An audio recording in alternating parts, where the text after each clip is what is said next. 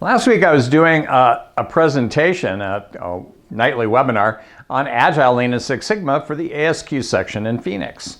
And if your section wants me to do a 1 hour whatever for your section meeting, I'm happy to do it.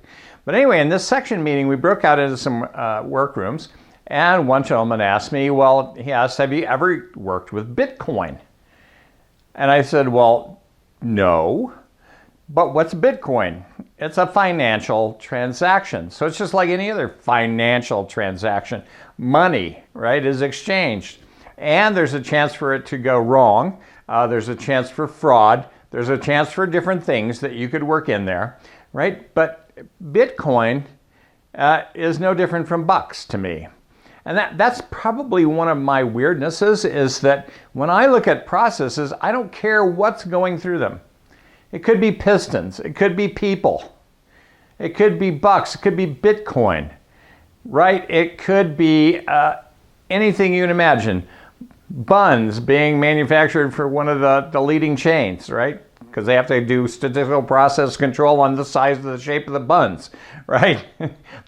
These are the kinds of things that I don't care about. The thing going through there is merely a product to me. The process is almost universally the same. There's some marketing, some sales, some ordering, some invoicing, some actual production of whatever it is. If it's Bitcoins or bucks, pistons or people and health, doesn't matter, right? So the overall process is very much the same.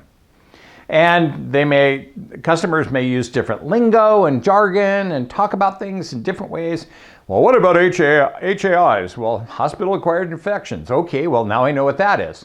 Well, that's a type of defect, right? So whatever language your customer uses, guess what? It's just a process, and the thing going through it, I just stand back and look at the process. I'm a process doctor, right?